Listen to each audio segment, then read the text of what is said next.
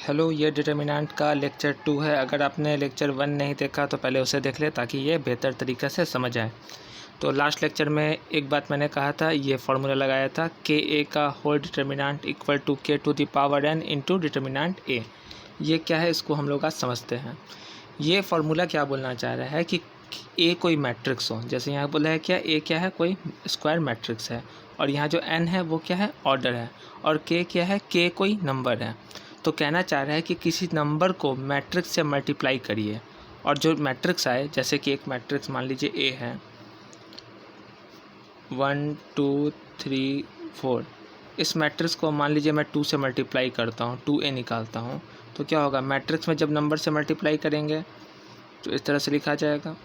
और आपको मालूम है, अगर कोई नंबर बाहर रहता है मैट्रिक्स के मल्टीप्लिकेशन में, तो वो नंबर से हर एक एलिमेंट मल्टीप्लाई होता है मैट्रिक्स में, 2 4 6 8, ठीक है ना। ये हो गया कौन सा मैट्रिक्स, 2a मैट्रिक्स। तो यहाँ पर के ए के जगह ये है 2a। अब ये जो 2a मैट्रिक्स है, इसका डिटर्मिनेंट अगर हम लोग निकालते हैं तो क्या होता है देखते हैं। ये मैट्रिक्स का डिटर्मिनेंट निकालना है 2 4 6 8, और आपको मालूम है 2 ऑर्डर का डिटर्मिनेंट कैसे सॉल्व करते हैं। इसको इससे मल्टीप्लाई 16 माइनस इसको इससे मल्टीप्लाई 24, ये हो गया -8, ठीक है ना। अगर हम लोगों को ये फार्मूला अप्लाई करना है तो जो 2a का होल डिटर्मिनेंट है ये इक्वल किसके होगा, इस फार्मूला से देखिए, 2a का होल डिटर्मिनेंट इक्वल होगा 2 टू दी पावर, जैसे k के जगह यहाँ 2 है, k पर पावर n होता है, तो 2 to the power n determinant a। अब n क्या है, यहाँ पर n है ऑर्डर। तो आप बताइए ये जो मैट्रिक्स a है किस ऑर्डर का है, 2 ऑर्डर का है, तो n की जगह हो जाएगा 2, और डिटर्मिनेंट a किसके बराबर हो जाएगा, निकाल के देखिए यहाँ से, 1 2 3 4, ये हो जाएगा 4 - 6 यानी कि -2, यानी हो जाएगा 4 इंटू -2 यानी कि -8। तो आप देख सकते हैं 2a की जो वैल्यू आई थी डिटर्मिनेंट में, वही वैल्यू इस फार्मूला से लगाने पर भी वही आई। तो कह सकते हैं कि के ए का होल डिटर्मिनेंट इक्वल होता है के पर पावर n इंटू डिटर्मिनेंट ए के। कुछ क्वेश्चन हम लोग डिस्कस करेंगे जिससे ये कॉन्सेप्ट और अच्छा से क्लियर हो जाए। लेकिन ये आता कैसे, इसको समझते हैं। मान लीजिए ए कोई मैट्रिक्स है, जैसे मैं ले लेता हूँ यहाँ 3 ऑर्डर का, 1 2 3 4 5 6 7 8 9। स्क्वायर मैट्रिक्स में हम लोग 3/3 ऑर्डर भी बोल सकते हैं और सिर्फ 3 ऑर्डर भी बोल सकते हैं। अब मान लीजिए के ए, हम लोग के ए निकालते हैं, के ए, तो के से जब मैट्रिक्स में मल्टीप्लाई करेंगे, देखिए यहाँ डिटर्मिनेंट तो ऐसे लगा हुआ नहीं है, ए के आगे ऐसे तो नहीं लगा हुआ है, तो ये ए मैट्रिक्स है। अगर इसके आगे ऐसे लग जाता तो ये डिटर्मिनेंट बन जाता। तो इस मैट्रिक्स में के से जब मल्टीप्लाई करेंगे तो ये हो जाएगा के 1 इंटू के, 2 के, 3 के, 4 के, 5 के, 6 के, 7 के, 8 के और 9 के। अब के ए का अगर हम लोगों को डिटर्मिनेंट निकालना है, के ए का डिटर्मिनेंट, तो इसका क्या मतलब है कि इसका डिटर्मिनेंट के 2 के, 3 के, 4 के, 5 के, 6 के, 1 सेकेंड, हाँ, 7 के, 8 के और 9 के, इसका डिटर्मिनेंट निकालना है। जैसे यहाँ डिटर्मिनेंट लगाया, ये मैट्रिक्स क्या बन गया, डिटर्मिनेंट बन गया। अब इसको कैसे सॉल्व करेंगे, एक तो तरीका है मैट्रिक्स को सॉल्व करिए, ठीक है, सो डिटर्मिनेंट को सॉल्व करिए किसी भी रो या किसी भी कॉलम से। एक तरीका और इसको सॉल्व करने का, कॉमन लेके आसान कर देंगे इसको। और आपको मालूम है डिटर्मिनेंट में कैसे कॉमन ले सकते हैं, जैसे फर्स्ट रो से मैंने के कॉमन ले लिया, ठीक है, सेकेंड रो से भी के कॉमन ले लिया, और थर्ड रो से भी के कॉमन ले लिया। तो ये क्या बच गया, 1 2 3 4 5 6 7 8 9, ठीक है, ये हो गया के टू द पावर 3। और देखिए ये वापस डिटर्मिनेंट ए हो जाएगा। इसको हम लोग बोल सकते हैं डिटर्मिनेंट ए की वैल्यू 1 2 3 4 5 6 7 8 9। तो हम लोग इसको बोल सकते हैं के पर पावर 3 इंटू डिटर्मिनेंट ए बोल सकते हैं।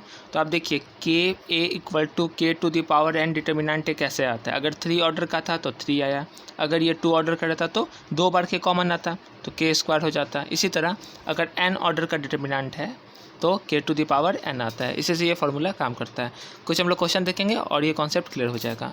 अगला, determinant A into determinant B is equal to determinant of A B. मतलब ए अगर मैट्रिक्स है, मान लीजिए 1 2 3 4, और बी एक मैट्रिक्स है मान लीजिए 3 4 5 6, तो आप बोल सकते हैं कि ए का डिटर्मिनेंट निकालिए, ए का डिटर्मिनेंट अलग और फिर बी का डिटर्मिनेंट अलग, दोनों को सॉल्व करिए मल्टीप्लाई करके। जो वैल्यू आए यहाँ पर, जो वैल्यू आए वो इक्वल होगा कि ए बी को पहले मल्टीप्लाई कर दीजिए। जैसे ए बी कैसे मल्टीप्लाई करते हैं, मैट्रिक्स है, दोनों मैट्रिक्स मल्टीप्लाई हो जाएगा तो एक क्या मिलेगा, मैट्रिक्स मिलेगा। और जो ए बी मैट्रिक्स आया उसका डिटर्मिनेंट निकालिए, वो जो वैल्यू और ये वैल्यू क्या होगी, सेम होगी। ठीक है, तो ए का डिटर्मिनेंट इंटू बी का determinant equal to A B matrix का होल डिटर्मिनेंट, और इसी का उल्टा ये बात है। लेकिन यह कंडीशन है ए और बी कैसा मैट्रिक्स होना चाहिए, स्क्वायर मैट्रिक्स होना चाहिए सेम ऑर्डर का, तभी ये मल्टीप्लाई हो पाएगा। ठीक है ना, ए बी और बी ये दोनों के लिए काम हो जाएगा ये। और ये तो आप समझ ही गए, एन ऑर्डर है, ए एक स्क्वायर मैट्रिक्स है। तो हम लोग अब कुछ क्वेश्चन देखते हैं ताकि ये बेहतर तरीक़ा से हम लोगों को समझ आ जाए। तो यहाँ कुछ क्वेश्चंस हैं, हम लोग इसको सॉल्व करेंगे। पहला क्वेश्चन है कि if A is a 2x2 matrix, ठीक है, such that determinant A is not equal to 0। A एक कोई भी मैट्रिक्स है 2x2 ऑर्डर का। अब मालूम नहीं है हम लोगों को कोई कि कौन कौन एलिमेंट है, हो सकता है यहाँ 1 2 3 4 हो सकता है यहाँ -1, यहाँ -2 3 4 हो, कोई भी 2x2 ऑर्डर का स्क्वायर मैट्रिक्स है।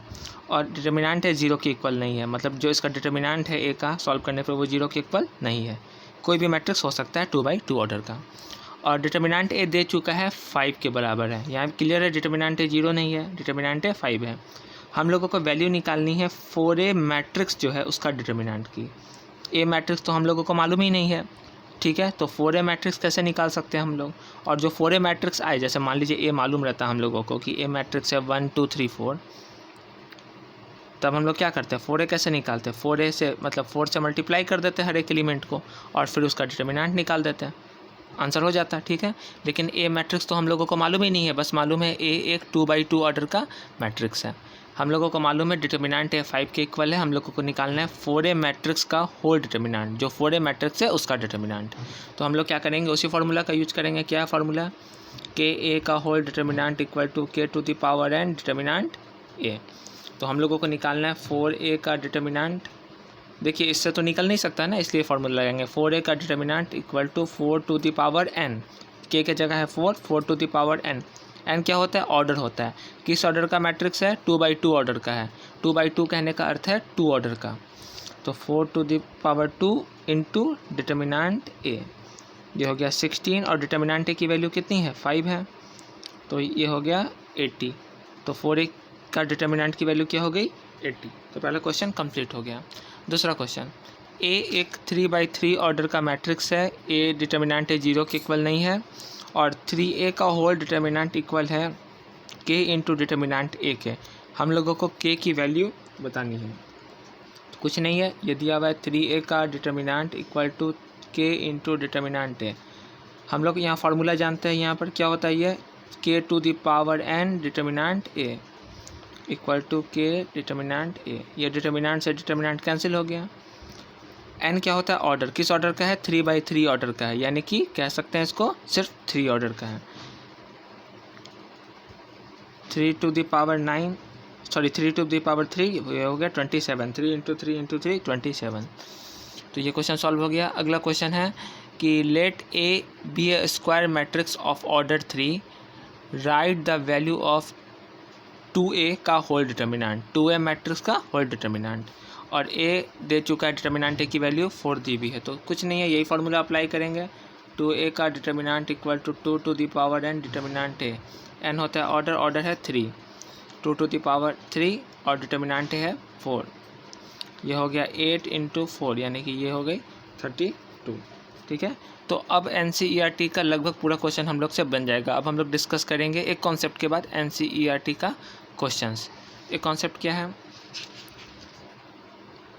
अगर दो मैट्रिक्स इक्वल होते हैं, जैसे ABCD इक्वल है 1 2 3 4 के, दो मैट्रिक्स इक्वल कब होंगे, जब सारा एलिमेंट इक्वल हो और ऑर्डर सेम हो। और क्वेश्चन में अगर बोल दिया कि ये मैट्रिक्स इसके इक्वल है, तो आप देखिए दोनों का ऑर्डर सेम है, ये भी 2x2 ऑर्डर का मैट्रिक्स है, ये भी 2x2 ऑर्डर का मैट्रिक्स है, या कह सकते हैं सिर्फ 2 ऑर्डर का मैट्रिक्स है। अगर दो मैट्रिक्स इक्वल होंगे तो पहला एलिमेंट पहला के इक्वल होगा, यानी ए की वैल्यू 1, बी की वैल्यू 2, दूसरा एलिमेंट दूसरा के इक्वल, तीसरा एलिमेंट तीसरा के इक्वल, कॉरस्पॉन्डिंग एलिमेंट्स इक्वल होंगे। यह मैट्रिक्स में काम करता है। लेकिन अगर कहीं लिखा हुआ है कि डिटर्मिनेंट है ABCD ये इक्वल है 1 2 3 4 के, तो हम लोग डिटर्मिनेंट में नहीं बोल सकते हैं कि A इक्वल टू 1 नहीं बोल सकते हैं, ठीक है, B इक्वल टू 2 नहीं बोल सकते हैं। ये ज़रूरी नहीं है कि ये इसके इक्वल हो। तो इसको कैसे करेंगे सॉल्व? डिटर्मिनेंट एक वैल्यू होती है, तो हम लोग इसको सॉल्व करेंगे। हम लोग लिख सकते हैं, इसको सॉल्व कैसे करेंगे? AD minus B C equal to, इसको कैसे सॉल्व करेंगे? 4 माइनस 6 यानी कि हम लोग बोल सकते हैं AD minus B C equal to -2। बस हम लोग यहीं तक सॉल्व कर सकते हैं। मैट्रिक्स में हम लोग बता सकते थे कि पहला एलिमेंट पहले के इक्वल है, डिटर्मिनेंट में ऐसा नहीं होता है। अब आप लोग NCERT का सारा क्वेश्चन बना लीजिएगा फर्स्ट एक्सरसाइज का, फिर हम लोग डिस्कस करेंगे फर्स्ट एक्सरसाइज का क्वेश्चंस और फिर आगे का लेक्चर।